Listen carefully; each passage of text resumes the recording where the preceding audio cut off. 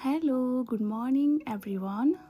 अनि सन्चै हुनुहुन्छ होला हजुरहरू पनि, म पनि सन्चै छु। अनि आज चाहिँ मेरो विकेन्ड होइन, अनि विकेन्डमा चाहिँ अरू बेला भन्दा मलाई अलि धेरै जाँगर चल्छ कि होइन। अनि त्यही भएर आज चाहिँ मैले गाभा बनाएर खाने निदो गरेँ लन्चको लागि होइन। अनि हजुरहरूले गाभालाई के भन्नुहुन्छ कमेन्ट गर्नुहोस् है त। हामी चाहिँ गाभालाई कर्कलो अनि गाभा भन्छौँ होइन। ठाउँ अनुसार चाहिँ यसलाई पनि थरीथरीको नामहरू दिइन्छ, तर हामीले चाहिँ यसलाई गाभा नै भन्छौँ होइन। अनि थाहा छ हजुरहरूलाई गाभाबाट चाहिँ कति धेरै भिटामिन पाइन्छ नि। अनि मलाई चाहिँ एकदमै मनपर्ने तरकारीमा पर्ने यो गाभा पनि हो। खासमा मैले यहाँनिर चाहिँ भोइस राखेको थिएँ, तर फेरि मलाई भोइस नै मन परेन कि, अनि मैले फेरि यसैमा भोइस ओभर गर्दैछु। अनि आजको दिन चाहिँ मेरो लन्च अफ द डे गाभा हुँदैछ होइन। अनि गाभा चाहिँ हजुरहरूले कसरी बनाउनुहुन्छ, मैले चाहिँ यसरी बनाउँछु होइन, एकदम सजिलो तरिकाले, अनि छिटो पनि पाक्छ कि। अनि त्यही भएर चाहिँ मैले हजुरहरूलाई यो गाभा पकाएको सेयर गर्दैछु, हेर्नु होला है त। अनि युकेमा चाहिँ धेरै जसो ठाउँमा चाहिँ तरकारीहरू पाउने भनेको चाहिँ एउटा काउली हो होइन। अनि त्यो जुके फर्सी भन्छ नि त्यो पाउँछ, ब्रोकाउलीहरू अनि क्याप्सिकमहरू त्यस्तो त्यस्तो मात्र पाउँछ होइन यहाँको टेस्कोको घरमा चाहिँ।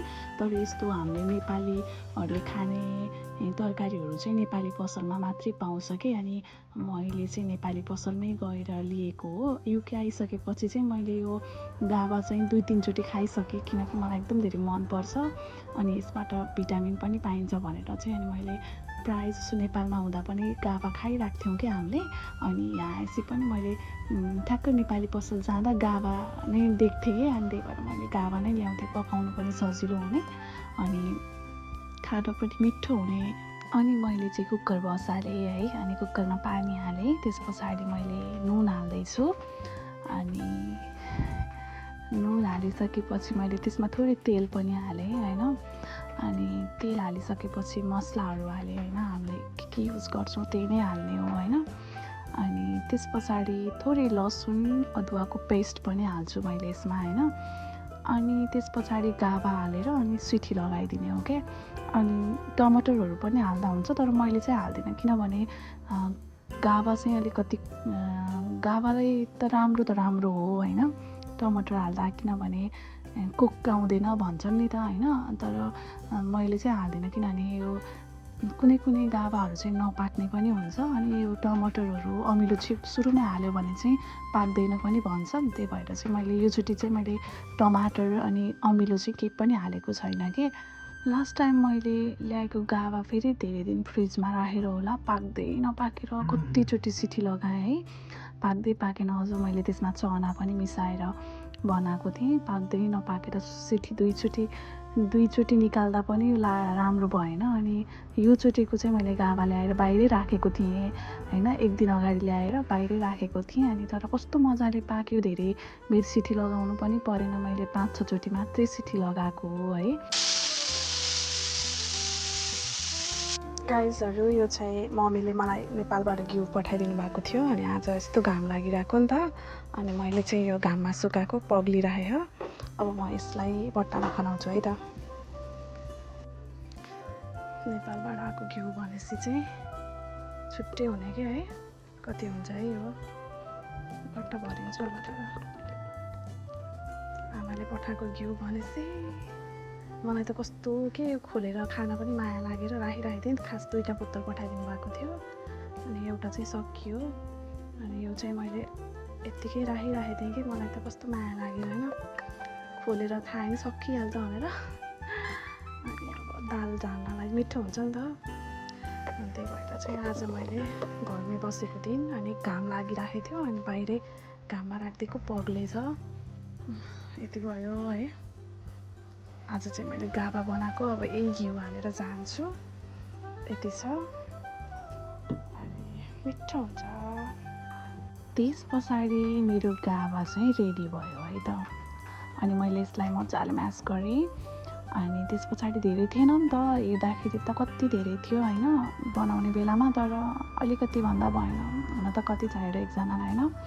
अनि मैले कन्टेनरमा खनाएँ। त्यस पछाडि चाहिँ मैले यसलाई झान्दैछु है त। सुरुमै झानेर बनाउँदा नि हुन्छ, तर मैले चाहिँ लास्टमा झान्छु होइन। थोरै घिउ हालेँ, मम्मीले पठाइदिएको घिउ। मम्मीले पठाइदिनु भएको घिउमा चाहिँ मैले अनि लसुन हालेँ, अनि त्यस पछाडि खुर्सानी पनि हालेँ, अनि थोरै जिरा पनि पड्काएको थिएँ मैले होइन। अनि त्यस पछाडि मैले झानेँ। यस्तो मिठो बास्ना आइरहेको थियो, घर नै बसाएको थियो कि यो घिउले चाहिँ है। अनि तपाईँले यति बेला चाहिँ कागती एड गर्न सक्नुहुन्छ है, या कागती हाल्यो भने चाहिँ बेस्ट होइन, किनकि फ्रेस हुन्छ नि त कागतीहरू। अनि अमिलो पनि मिठो आउँछ क्या, बास्नासहितको अमिलो पनि आउँछ होइन। अनि मैले चाहिँ यति सजिलै बनाएँ, हजुरहरूले पनि यसरी नै बनाएर खानु मिठो हुन्छ होइन। अनि कस्तो घर नै बसाइरहेको थियो क्या यो घिउले चाहिँ होइन। गावामा चाहिँ अझै बढी स्वाद चाहिँ मलाई यो घिउले दियो। अनि मैले खाना पस्किन थालेँ। मोबाइल केस नभएर मैले स्ट्यान्डमा राखेर भिडियो बनाउनै पाएको छैन कि, अनि जहिले भिडियो बनाएर हाल्छु भन्छु होइन। अनि अलिकति बनाउँछु, त्यो कन्टेन्ट पुरा नै गर्दिनँ कि मैले। अनि त्यस पछाडि त्यत्तिकै हुन्छ, अनि आधी भिडियो पनि के हाल्ने भने जस्तो हुन्छ होइन। अनि मैले यो हाल्दैछु नि, अचार हो कि यो चाहिँ है, नेपाली पसलबाट मैले आँपको अचार लिएर आएको थिएँ। यस्तो मिठो रहेछ है, सकिन थालिसक्यो कि। मैले यससँग यति धेरै भात खान्छु नि होइन। अनि अब त सायद त्यहाँ पसलमा पनि छैन होला, एउटा मात्रै थियो र मैले लिएर आएको। मिठो छ कि राएँ भन्दै लिएर आएको, तर कस्तो मिठो, मैले सोचे भन्दा पनि मिठो पाएँ। अनि मैले चाहिँ खाना खान थालेँ साथीहरू। तर यहाँ एउटा कुरा मिस भएछ कि, एलिसालाई मैले भिडियो पठाएपछि उसले भन्यो कि खुर्सानी खान बिर्सिस् भन्दै थिएँ कि। साँच्चीकै मैले खुर्सानी खानै बिर्सेँ आज होइन। तर कस्तो मिठो भएको थियो कागती यसरी निचोरेर खाँदाखेरि है। र साथीहरू, हजुरहरूले पनि यसरी नै बनाएर खानु। हजुरहरूको घरमा पनि गाभा छ भने यसरी नै बनाएर खानुहोस्, गाभाले एकदम धेरै फाइदा पुऱ्याउँछ है। Thank you so much guys for watching my video, and see you in my next video. Bye by.